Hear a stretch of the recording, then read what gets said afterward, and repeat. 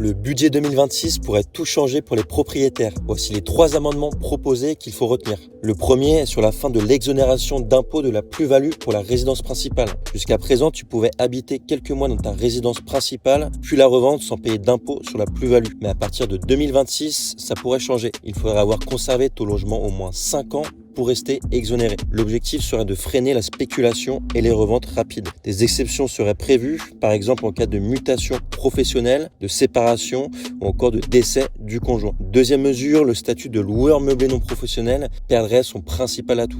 Aujourd'hui, lorsqu'un propriétaire loue son bien en meublé, il peut amortir sa valeur d'achat, ce qui lui permet, dans la plupart des cas, de ne pas payer d'impôt sur les loyers pendant environ 10 ans. Mais dans le cadre du budget 2026, ces amortissements ne seraient plus déductibles. En parallèle, la location nue deviendrait plus intéressante. Son abattement fiscal passerait de 30 à 50%. En clair, le gouvernement chercherait à rééquilibrer la fiscalité entre les locations meublées et nues. Troisième et dernière nouveauté, la création d'un statut de bailleur privé. Ce dispositif encouragerait les investissements dans le logement neuf en offrant un avantage fiscal sous forme d'amortissement de 2% par an. Cela permettrait de réduire significativement l'imposition sur les loyers perçus en location nue. Le but serait de favoriser la location longue durée et de freiner la logique Airbnb. En résumé, ces amendements, qui ne sont pour le moment que des propositions, pourraient marquer un vrai tournant pour les propriétaires. Ils démontrent que l'État cherche à calmer la spéculation et à relancer la location nue. Tu as appris quelque chose, alors abonne-toi pour plus de contenu.